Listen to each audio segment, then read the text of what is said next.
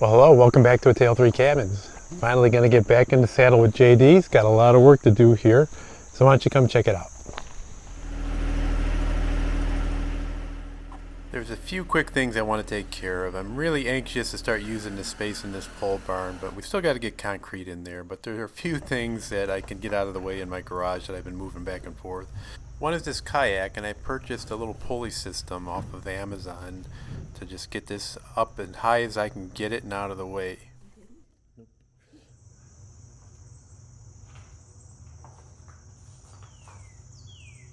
We've had a few heavy rains since the construction of the pole barn, and you can see there's been some settling, especially where the posts are.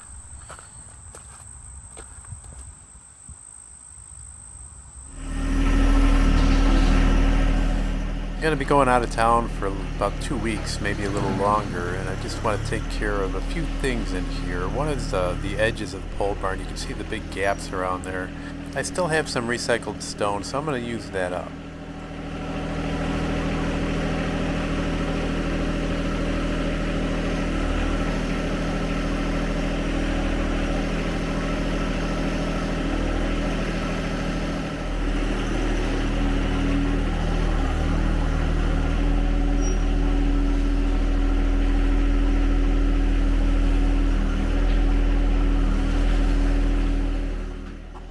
Going kind of slow because I really want to be careful not to dent or ding the sidewalls.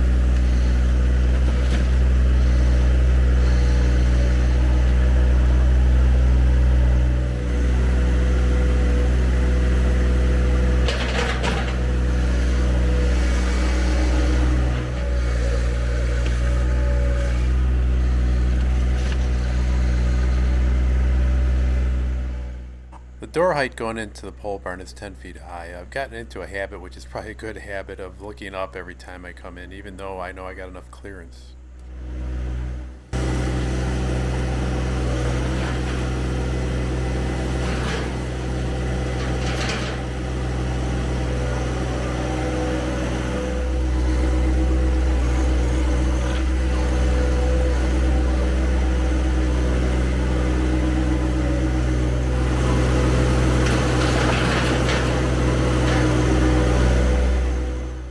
Another thing I want to do is get some quick and dirty illumination in here. I purchased some LED shop lights off of Amazon. It was a 4-pack for about $53.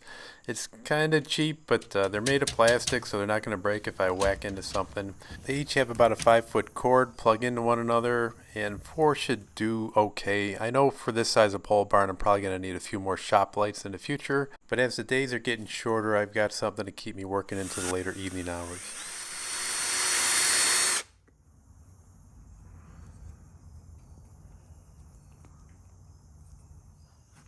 For now, I'm just running an extension cord to the nearby shed that I put power in a while back, if you remember that video.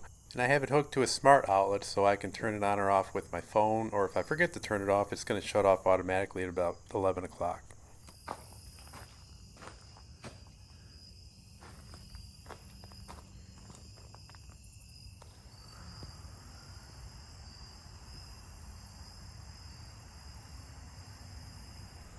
So when it comes to drainage, I'm not going to get too crazy in here. I'm just putting a small sewer in. I'm going to use a 3-inch PVC pipe. I could go 4-inch on the outside of this, but I'm really only going to have the snow melting off the tractor after plowing, and occasionally I'll hose this place out, but I'm not going to have running water in it.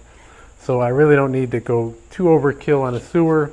Okay, I'm going to get started here by finding out the very center of the pole barn. I got two lines going to each corner here, a pink and an orange, and this is where the sewer is going to be. And I want to figure out where the sewer is going to be so I can figure out my height of the floor against the edges, and then I want everything to kind of come down about 1.5 inches towards the sewer.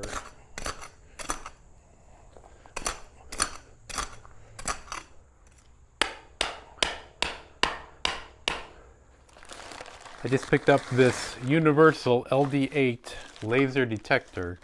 I have the cheap Harbor Freight laser level that I've used on leveling out my platform area for where the pole barn was going to go, and it actually worked out pretty good. It was within 1/2 inch of all the corners when it was compared to a much higher costing professional level. So I was kind of happy with that.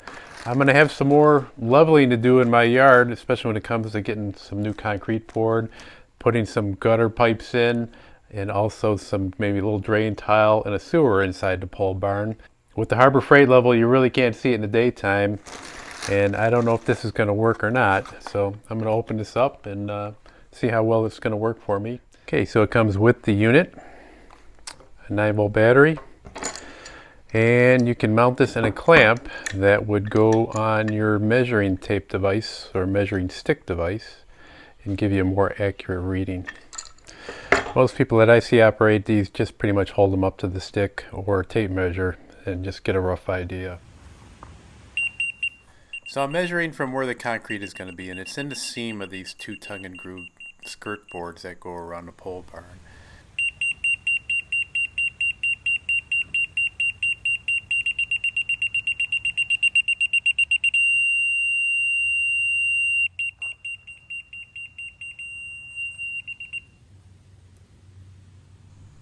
So next I'm going to go to where the sewer is going to be, and I'm going to find that same measurement, that same height, and make a mark.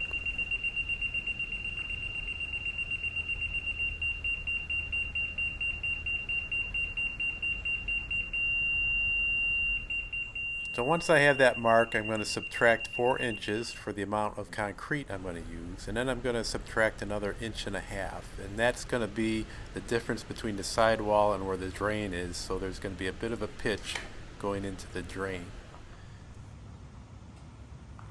So I've got my two marks. The lower one is where the top of the stone should go, and I've eyeballed a long 2x4 that's fairly straight, and I'm using that to give me an idea of just how much stone I'm going to need. So from the bottom of this 2x4 is what I have to fill up with stone.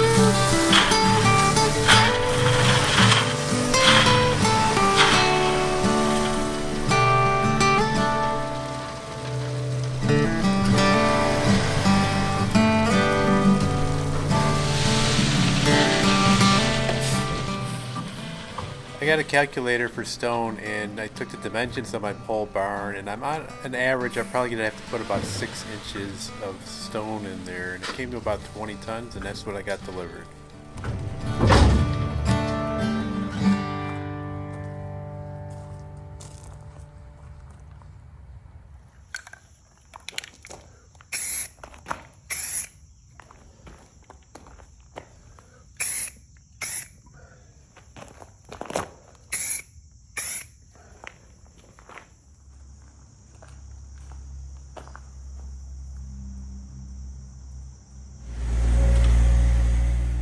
Now before I start digging for the drain, I can put a fair amount of stone in the pole barn in the areas that I know need it, especially behind where the drain is going to go and on the side. So I'm going to use up some of the stone, kind of get it out of the way, free up a little bit of the area in front of the pole barn. So when I start digging, that's going to be a little bit of a mess, and I won't be running over that mess constantly putting stone in.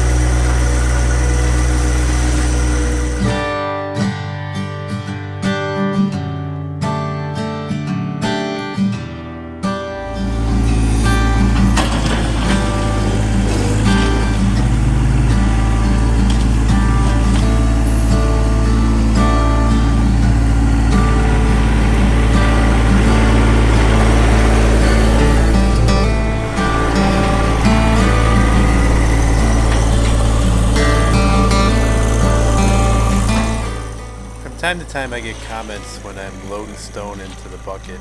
Some people make comments because I don't get like a really full load of stone in there, and I don't do that for a couple reasons.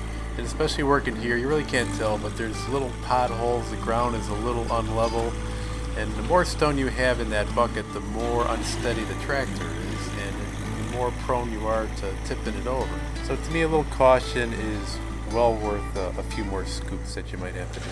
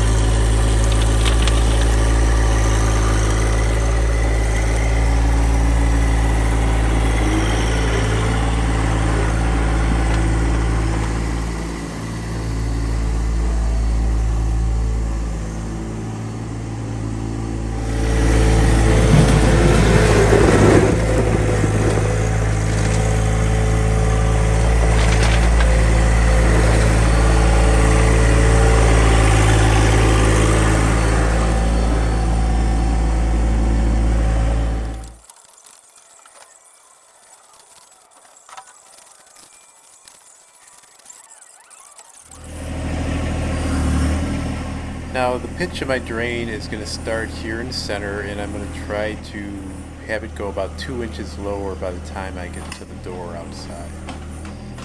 A few things I have to consider is not only is it just going to be the drain that's going to exit towards my creek, but I'm also going to tie in some gutter downspouts and a French drain or drain tile on the high side of the pole barn where the water comes from our front yard.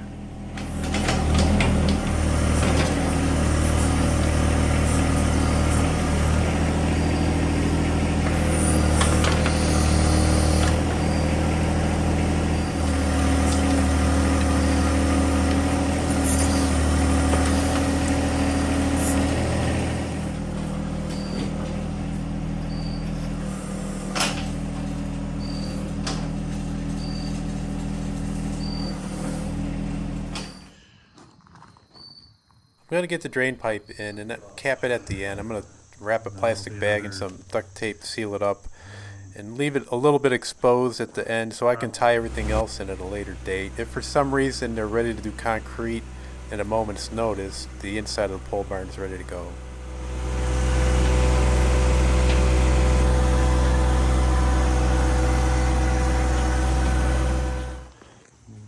I'm trying to think of that old saying. I think it goes, the family that rakes stone together will not want to visit you anymore.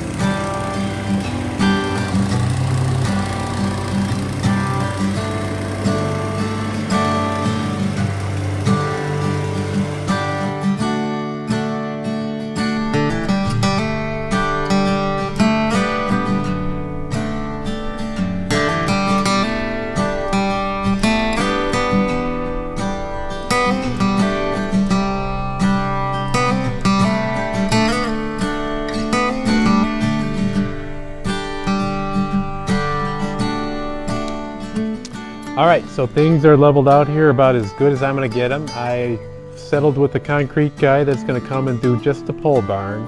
I might have another different guy who gave me a price on doing the driveways out there, but that might not happen this year. But we're all leveled out, we got our drain, I can trim that. I'm gonna have the concrete guy come out, look at things, make sure everything is to his liking. I still have a bunch of stone left over if I need to add more. But for now, I got a little pitch going to the drain.